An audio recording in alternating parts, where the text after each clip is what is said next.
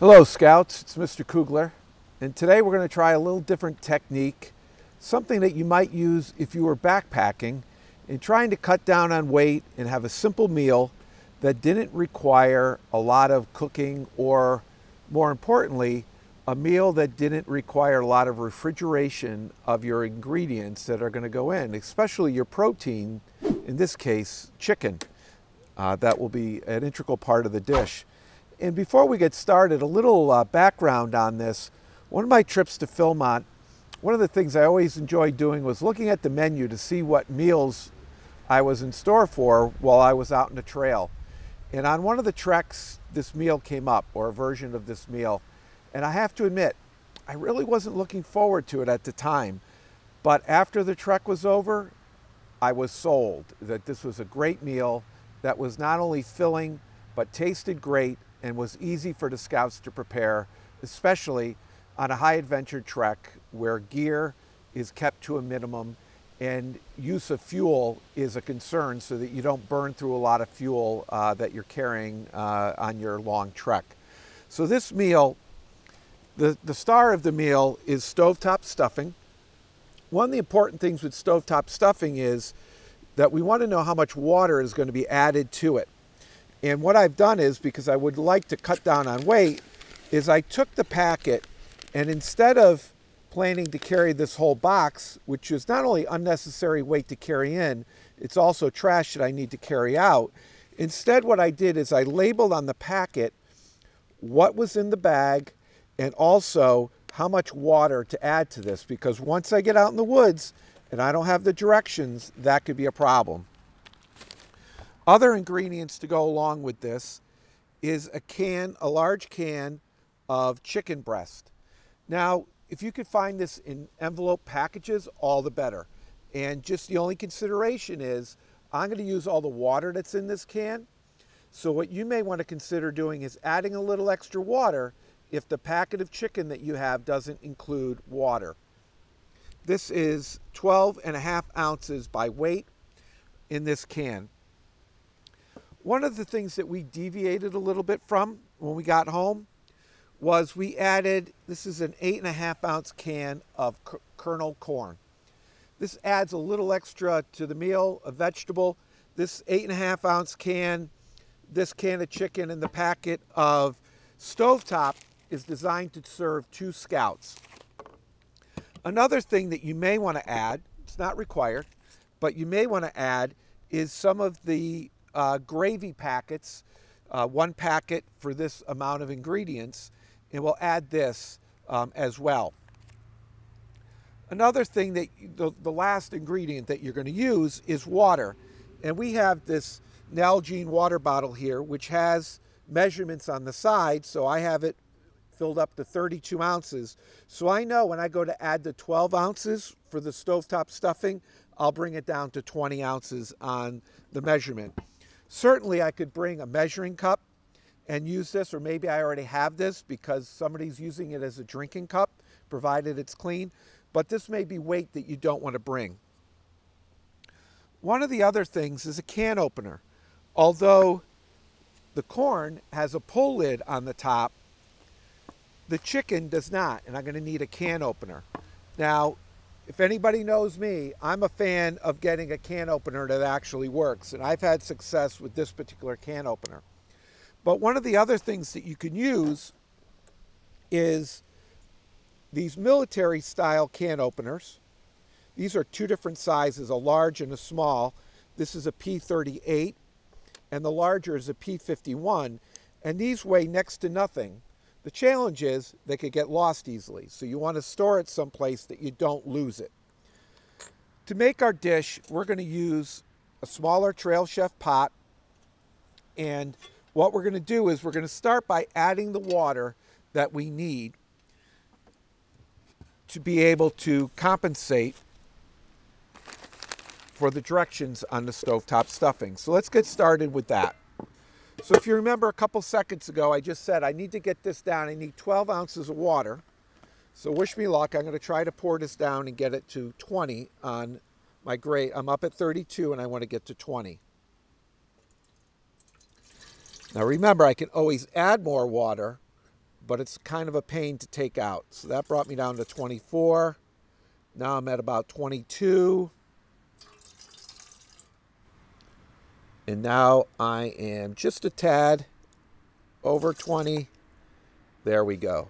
It's not the worst thing in the world if you added a little extra water. It just may make it a little soupier, but that's perfectly fine. Now what I want to do is I'm going to add my kernel corn along with the water that's in here. So I have a pull top on this. I'm going to try not to make a mess because I'm trying to practice my leave no trace principles. Part of the reason why I'm using the water that's in it, because that would be wastewater that's been tainted by food, and now I would have to worry about disposing of that. So what I'm going to do is I'm going to take my P51 can opener and I'm going to cut into my can and work it around the can.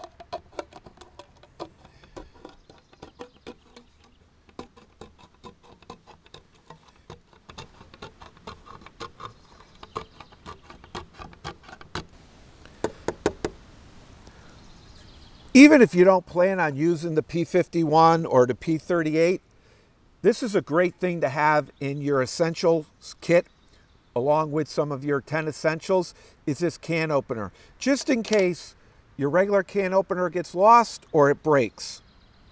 Now what I'm going to do is I'm going to pour in the canned chicken with all the juices right into my pot. And the last thing I'm going to do is I'm going to add gravy. With that in, I'm going to give it a little stir. And now what I'm just trying to do is I'm trying to incorporate in some of that gravy mix, so I don't have lumpy gravy. You're actually not going to notice it a lot. It's just going to help add some body to this. I'm trying not to make a mess. And I'm also trying to break down that chicken a little bit because it comes in big chunks when it comes out of the can. So I'm trying to break that up so that it more evenly distributes itself in the meal. All right. And what I'm going to do is I'll use my can as a spoon holder. And now the next step is going to be to take and put this on some heat and bring my water and my chicken and the corn and the gravy mix up to a nice bubbling temperature, nice and hot. For today's meal, I'm going to use my Pocket Rocket stove from MSR. It's very important that whatever stove or heat source you use, especially backpacking stoves, that you read and understand the manufacturer's instructions on how to safely use the stove that you're using for your meal, how to set it up, and most importantly, how to make sure that it's set up properly so it's not going to tip over or you do not have a pot that's on top that is too large for what the manufacturer says is appropriate. What I'm going to do is I'm going to get ready with a match.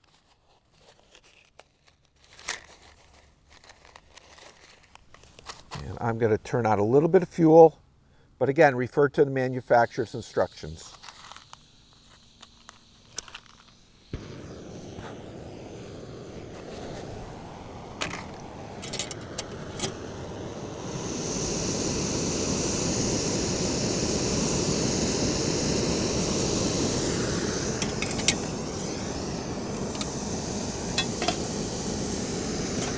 Now with the pot lid on the pot, I'm going to safely place it on the stove, and I'm going to bring this up to temperature. Every so often, I'm going to remove the lid, hold the pot, and give this a stir to make sure that I'm not burning the chicken or the corn on the bottom of the pot. And just in about 4 minutes, this is nice bubbling hot and ready to add the stovetop stuffing. Now what I'm going to do is simply add the ingredients into the pot. Using my tongs again, lightweight tongs to hold it. I'm going to take and I'm going to stir in the stovetop stuffing into my water and the juice from the chicken along with the corn and the juice from the corn. And once I have it fully incorporated, so it's all covered with the liquid, I'm going to take and put my lid back on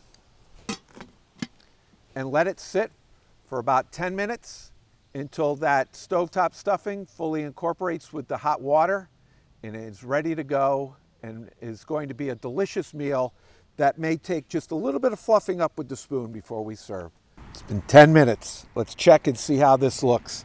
My pot is still warm, so it's good to eat, obviously good to eat, but will still taste good and be a nice hearty warm meal, but not too hot that I can't touch the pot. What I'm going to do is with my glove, I'm just going to take and fluff this up a little bit, and you can see that it's a nice, moist,